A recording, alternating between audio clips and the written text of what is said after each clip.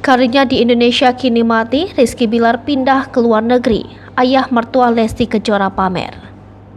Imbas KDRT yang dilakukan Rizky Bilar ke Lesti Kejora rupanya membawa banyak perubahan.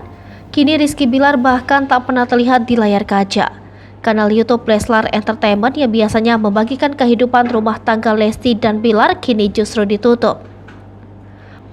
Hal itu lantas membuat Rizky Bilar dan Lesti Kejora kembali susah disorot. Belum lagi hingga kini berbagai hujatan masih diterima dari Rizky Bilar. Lantaran hal itu, Rizky Bilar lantas mengalami krisis kepercayaan diri. Tak heran Rizky Bilar sendiri kini disebut bangkrut.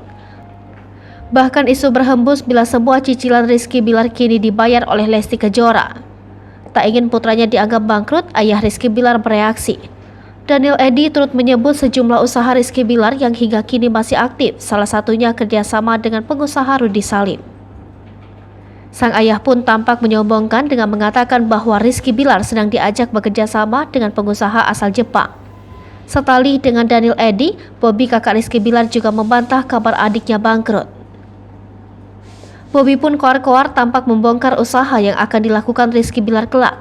Meski belum memberitahu secara terperinci tentang usaha Rizky Bilar, namun Bobby mengaku adiknya akan bekerja sama dengan perusahaan di Jepang. Dalam tayangan tersebut, Bobby Rahman meminta kepada netizen agar tidak terus memojokkan keluarganya. Hai pemirsa Sri Popo TV, jangan lupa komen, like, dan subscribe, serta tonton terus berita-berita terupdate lainnya ya.